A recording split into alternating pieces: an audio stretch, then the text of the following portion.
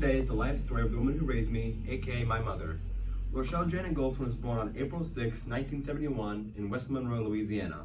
Her mother was 18 and her father was 25 at the time.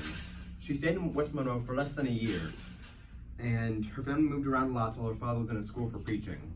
When she was 4 years old, her brother was born. She spent her time playing with dolls and ice skating, and I still find the doll that she played with to be incredibly terrifying and sentient in some way. She spent her time ice skating at whatever local rink she could find, wherever she moved, and when she was in high school, she took her hobby so far as to enter in a German ice skating tournament. For example, I'm lost. She was an army brat and a preacher's kid, and she had to move almost every 3 or 4 years.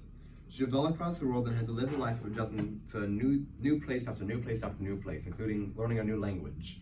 She lived in Louisiana, Texas, Mexico, Kansas, New Jersey, Maryland, Virginia, Bama, and Germany. In her school years, she had to attend more than 10 different schools in just grade school. In her free time as a teenager, after she graduated from high school, she wanted to do something that mattered and help people, so she pursued the life of a foster parent. She took in 5 children and raised them as her own, and waited for her family to come along and fully adopt them. She had a life full of blessings. Her father was a very strong Christian man and a preacher, but he was not raised the same way she was. When he was 17, he was on a Navy ship and found a copy of the Gideon Bible. And every morning when he woke up on that Navy ship, he'd read it, and then he took what he learned there and applied it to how he raised my mother and her brother. My mother was 21 when she met my father in El Paso, New Mexico. While they were dating, my mother was studying for her major in ASL. Shortly afterwards, she became a sign language interpreter. She could get jobs interpreting wherever she could find, churches, schools, and more. And she made a lot of friends with the people that she interpreted for. She and my dad have been married for 30 years as of this summer. She now has 4 kids, present company included, and grandbaby number 6 on the way. Since she was a kid, she has found modern society has become more emotional and pampered.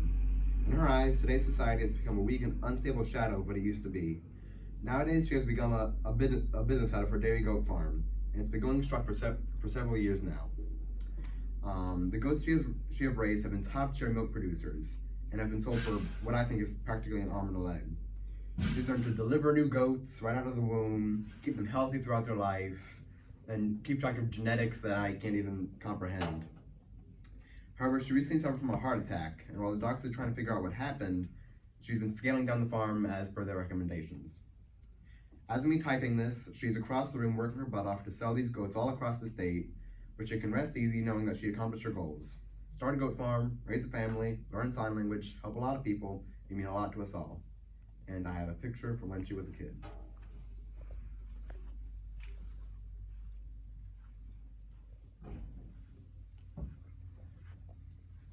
And that's it.